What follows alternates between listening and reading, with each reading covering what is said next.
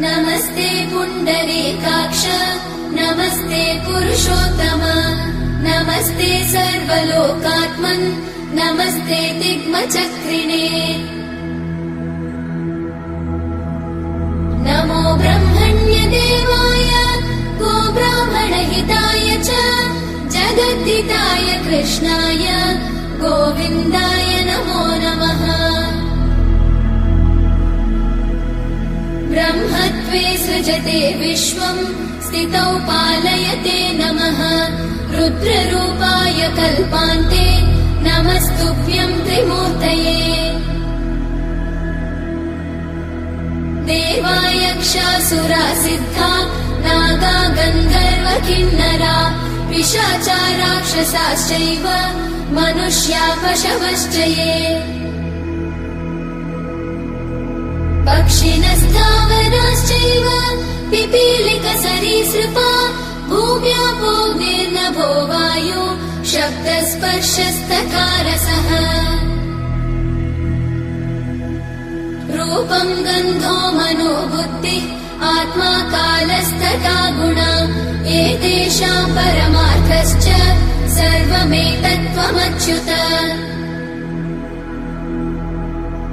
विद्या विद्ये भवान् सत्यम् असत्यम् च विशामृत प्रवृत्तम् च निवृत्तम् च कर्म वेदोदितम् भवान्। समस्तकर्म भोक्ता च कर्मोपकरणानि च त्वमेव विष्णो सर्वाणि सर्वकर्मफलम् च यत्। मय्यन्यत्र तथा शेष भूतेषु भुवनेषु च तवैव व्याप्तिरैश्वर्य गुणसंसूचिका प्रभो। त्वां योगिनश्चिन्तयन्ति त्वां यजन्ते च यज्विना हव्यकव्यभुगेकस्त्वम् पितृदेवस्वरूपदृक्। सर्वभूतेषु सर्वात्मन् या शक्तिरपरा तव गुणाश्रया नमस्तस्यै शाश्वतायै सुरेश्वर। यातीतगोचरा वाचाम् मनसाम् च विशेषणा ज्ञानि ज्ञानपरिच्छेद्या ताम् वन्दे शेश्वरीम् पराम्। ॐ नमो वासुदेवाय तस्मै भगवते सदा व्यतिरिक्तम् न यस्यास्ति व्यतिरिक्तोऽखिलस्य यः।